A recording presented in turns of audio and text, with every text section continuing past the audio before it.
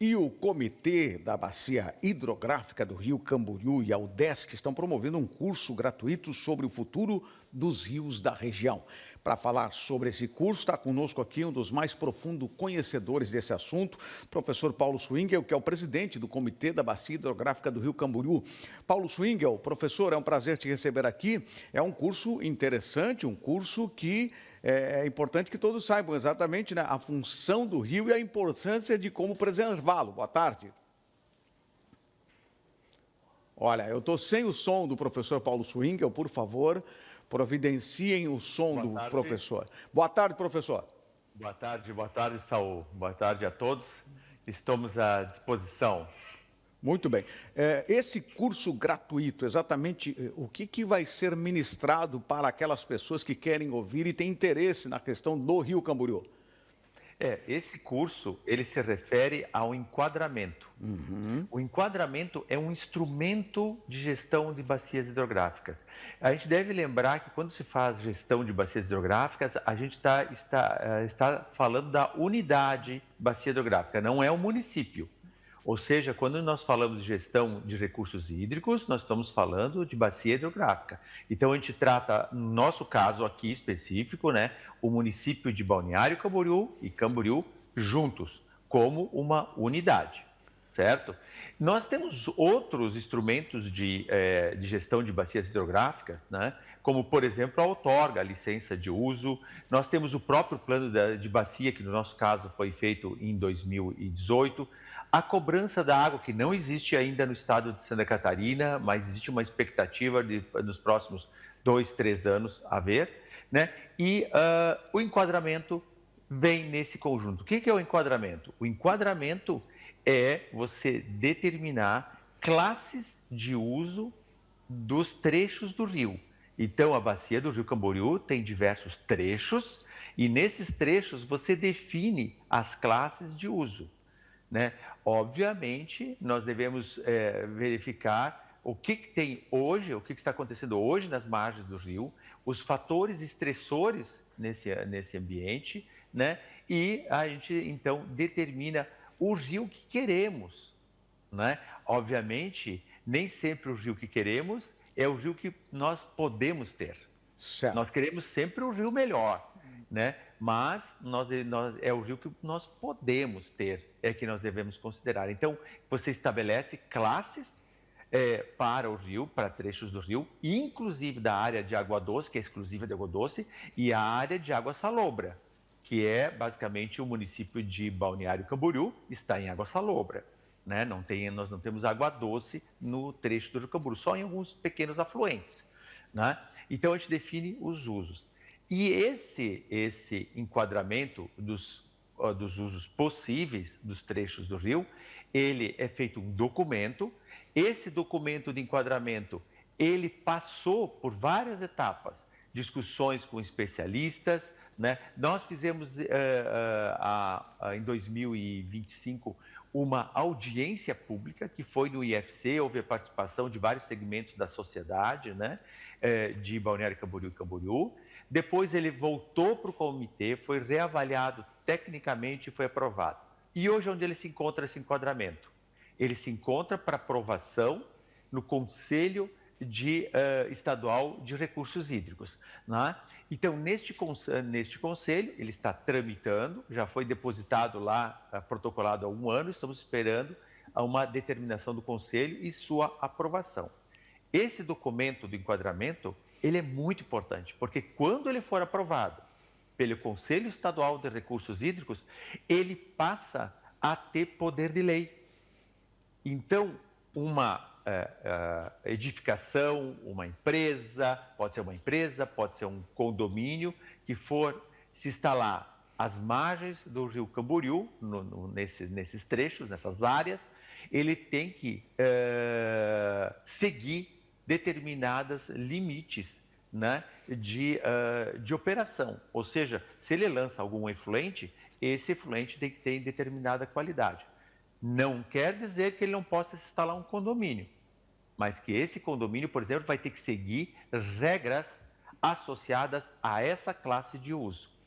Então, isso é uma garantia de manutenção da qualidade do rio. Desta forma, nós fizemos um curso, né, que foi realizado ontem, que ele está disponível, ele foi realizado online, né, mas ele está disponível para quem quiser, né, acompanhar, né, e rever, né, como foram feitas as discussões sobre o enquadramento.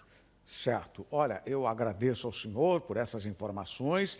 O senhor falou que está disponível, é bom dizer aqui para as pessoas interessadas onde que tem acesso a todo esse material. Você entra no YouTube, né, e procura, usa as palavras-chave Rio Camboriú enquadramento. Daí vai encontrar lá o curso disponível. E no final das contas, todo mundo vai ter que se enquadrar, né? Exatamente. E quando for aprovado dentro do Conselho Estadual de Recursos Hídricos, nós do Comitê Camboriú vamos fazer um trabalho bastante grande especialmente ao poder público, às câmaras dos vereadores, às prefeituras dos 2 municípios, para que eles possam entender que esse é uma diretriz legal que deve ser seguida a partir da sua aprovação. Tá certo. Muito obrigado, professor Paulo Swing, presidente do Comitê da Bacia Hidrográfica do Rio Camboriú, dessas informações importantes sobre esse curso gratuito, como o senhor já falou, está lá no YouTube. Muito obrigado, uma boa tarde. Boa tarde, Saul, e a todos. Tá certo, muito obrigado. Olha, e o mole do Pontal Norte está passando por uma reconstrução. A gente foi ver e conferir exatamente como é que está o andamento dessa reconstrução. Teve início nesta semana a reconstrução do trecho de acesso ao mole do Pontal Norte em Balneário Camboriú. A intervenção ocorre após a etapa da obra de macrodrenagem no local, que exigiu a abertura da estrutura para a instalação das aduelas responsáveis pela conexão da galeria da Praia Central ao Canal do Marambaia. Nós estamos agora consertando aquilo que estragamos. Nós, lá no mole do Pontal Norte, nós destruímos ali, tivemos que quebrar ali para juntar com a galeria, com o Canal Marambaia, ali aproximadamente uns 30, 40 metros de mole que a gente teve que quebrar. Estamos reconstruindo, porque está vindo aí o aniversário da cidade, o mês de aniversário da cidade, então nós daqui a 30 dias devemos entregar o mole pronto. Para viabilizar a implantação da nova estrutura, foi necessário implantar e remover o trecho inicial do mole. Durante o período, o acesso de pedestres foi mantido por meio de uma passagem provisória criada pela faixa de areia. Muito bem, aí está. A gente vai seguir acompanhando passo a passo dessa reconstrução. A Érica Gabriela está aqui na tela da TVC para trazer informações de Camboriú. Vamos lá, Érica Gabriela, sua primeira informação. Boa tarde, Saul. Boa tarde a você que está em casa nos acompanhando. A Prefeitura de Camboriú divulgou o início das atividades da oficina do Cultura em Movimento. A volta do programa reuniu mais de 1.000 vagas inscritas, preenchidas no município. Quase 1.000 vagas preenchidas. As primeiras oficinas começaram já na segunda-feira. A Fundação Cultural do município de Camboriú realizou, então, toda uma revitalização no espaço, com reforma nas salas, nova pintura para atender esses novos alunos. Dentre esses novos alunos, Saúl, tem alunos de todas as idades, crianças, adultos, jovens, adolescentes e idosos. As atividades que já estão em movimento envolvem oficinas de violão, guitarra, teclado, pintura, artesanato, canto popular e entre outras que devem começar ainda nessa semana que está por vir. Essas oficinas são totalmente gratuitas, segundo o presidente da Fundação Cultural, Felipe Ponte. Foram aí 20 dias de inscrições que envolveram quase 1.000 alunos inscritos nessas oficinas e também tendo uma fila de espera. Caso tenha desistência no meio das oficinas, as vagas serão preenchidas com esses alunos que aguardam na fila de espera, ansiosos para poderem também participar das oficinas. Para este ano, as inscrições estão encerradas, já com fila de espera, porém a expectativa da Fundação Cultural é que ano que vem, então, possam abrir novas vagas e novas oficinas para aqueles que também desejam participar das oficinas que estão acontecendo no município de Camboriú. Tá certo. Olha, eu admiro você, tá? Porque você está muito otimista, né? Seu palpite na abertura do TVC News de hoje foi 3-0 para o Brasil. Tá tudo preparado? Aí tá tudo preparado? Não, 3-1 foi a Bianca, 3-0 foi a Élica. É verdade ou não, Élica? É isso aí, Saul. Eu confesso que eu não entendo muito de futebol, então conversando antes com a minha colega Bianca Robles, decidi ir atrás dela, porém ser um pouquinho mais otimista e investir no 3-0. E aqui em Camboriú, a preparação continua. Agora estão realizando a montagem do telão que vai acontecer o Camboriú na Copa 2026. Esse programa aí que está trazendo os jogos da seleção brasileira para a comunidade aqui no ginásio Irineu Bornhausen. E claro, a Camboriú não ficou atrás de Balneário. Também agora tem uma nova pintura aqui no chão do ginásio, muito bonita, para agregar para os moradores de Camboriú. A programação começa a partir das 18 horas, com troca de figurinhas e a comunidade chegando para os jogos. E também uma novidade é que, além do jogo do Brasil contra o Haiti, que acontece às 9h30 da noite, também será transmitido o jogo que acontece antes, entre Escócia e Marrocos, às 19 horas. Saúl. Tá certo. Muito obrigado, Élica, Gabriela. Obrigado pela sua participação. Boa tarde. Vamos torcer. É isso aí, vamos ficar na torcida, Saúl. E, claro, seguir de olho as apostas que aconteceram no programa Muito Mais e também aqui no TVC News. Tá certo. Muito obrigado. Bom final de semana e boa sorte para quem vai assistir o jogo lá no ginásio Irineu Bornhausen, em Camboriú. Olha, nós temos uma informação sobre a área política. A Justiça Eleitoral de Balneário Camboriú julgou improcedente a ação de investigação judicial eleitoral movida pelo Partido Liberal, o PL, de Balneário Camboriú, contra o prefeito de Camboriú, Leonel Pavan, e a prefeita de Balneário Camboriú, Juliana Pavan. A ação foi proposta na época em que o PL de Balneário Camboriú era presidido pelo ex-prefeito Fabrício de Oliveira. Na ocasião, o partido tinha como candidato à prefeitura Peter Grando, derrotado nas urnas por Juliana Pavan. Na ação, o PL alegava a ocorrência de Caixa 2 durante a campanha eleitoral e pedia a cassação dos mandatos dos dois políticos. No entanto, em sentença publicada ontem, quinta-feira, o juiz eleitoral Rodrigo Coelho concluiu que não houve comprovação das irregularidades apontadas. Segundo a decisão, as provas apresentadas não foram suficientes para demonstrar a existência de Caixa 2, motivo pelo qual todos os pedidos formulados na ação foram julgados improcedentes. Muito bem, já vamos falar aqui sobre futebol. Pedro Ismânia, né? Já vai vir aqui para trazer o seu comentário sobre o jogo de hoje da seleção brasileira. Comentário esportivo no TVC News. Muito bem, Pedro Ismânia, vamos lá, Pedro. A Bianca Robles falou em 3-1, a Élica Gabriela falou que vai dar 3-0, eu disse que vai dar 1-0 e a Fábio Ismânia falou que vai dar 7-1. Nós queremos saber de você, afinal de contas, o Brasil tem ou não chance de colocar uma goleada ou de se dar bem contra uma seleção que não tem tradição, que é a seleção do Haiti? Boa tarde. Boa tarde, Saúl. Boa tarde a todos que nos acompanham aqui no TVC. Olha, sobre o placar, eu até iria encerrar hoje o comentário com uma frase referente ao placar, né? Mas eu já posso começar, vou antecipar. Eu digo que menos de 6-0 não deveríamos nem comemorar. Por quê? Porque nós vamos pegar uma seleção extremamente inoperante, o Haiti sem qualquer tipo de cultura no futebol, em Copa do Mundo, sem nada que faça referência a qualquer dificuldade ou deva dar dificuldade à seleção brasileira. Aí é que é o grande problema. Talvez a própria seleção brasileira cause os seus problemas.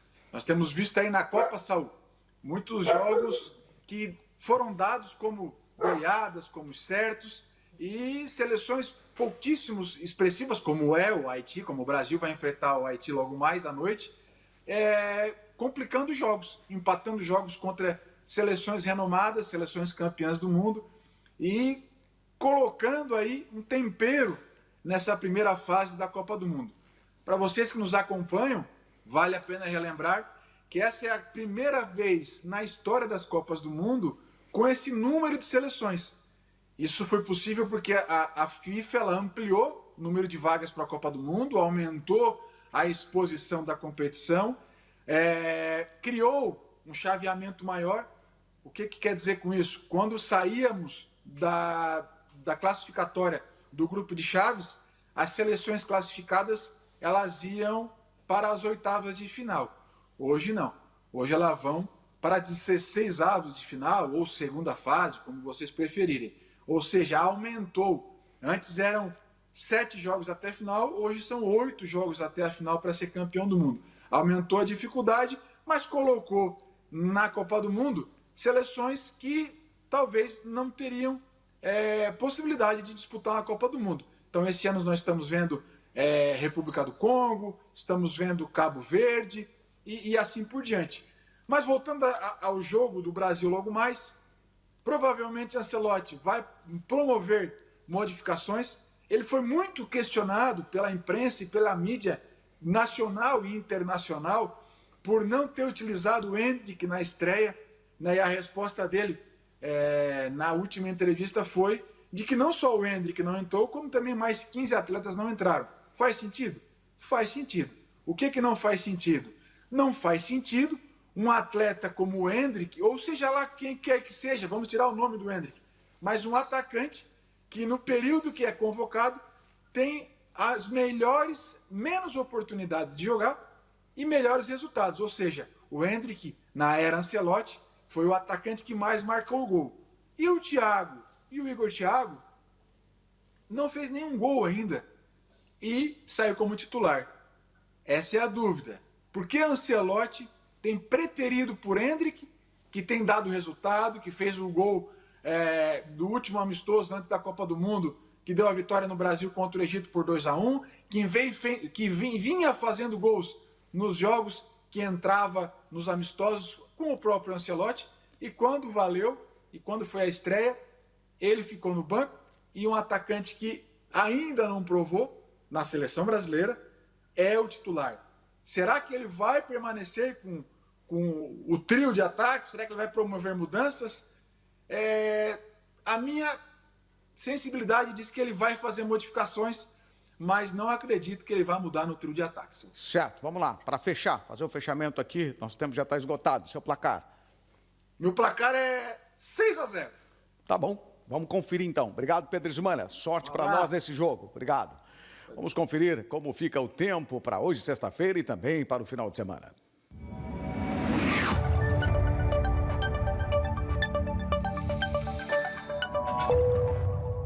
Nesta sexta-feira, no Vale do Itajaí e em Balneário Camboriú, sol com muitas nuvens durante o dia e períodos de céu nublado. Noite com muitas nuvens, temperaturas entre 13 e 20 graus. Já em Florianópolis, sol com muitas nuvens e períodos de céu nublado. Noite com pancadas de chuva. Os termômetros variam entre 14 e 21 graus. No sábado, na região do Vale do Itajaí e em Balneário Camboriú, o clima é de tempo severo com chuva forte e trovoada de manhã, à tarde e à noite. Temperaturas entre 15 e 16 graus. Em Florianópolis, tempo chuvoso durante o dia e a noite, mínima de 13 e máxima de 17 graus. No domingo, o Vale do Itajaí e Balneário tem dia de sol com névoa fraca ao amanhecer. À noite, as nuvens aumentam bastante, mínima de 14 e máxima de 19 graus. Na capital, o domingo terá dia de sol com muitas nuvens à tarde. À noite, a nebulosidade diminui, mínima de 12 e máxima de 19 graus. Na segunda-feira, a semana começa no Vale e em Balneário Camboriú com uma manhã de sol com muitas nuvens e períodos de céu nublado. Os termômetros marcam entre 13 e 20 graus.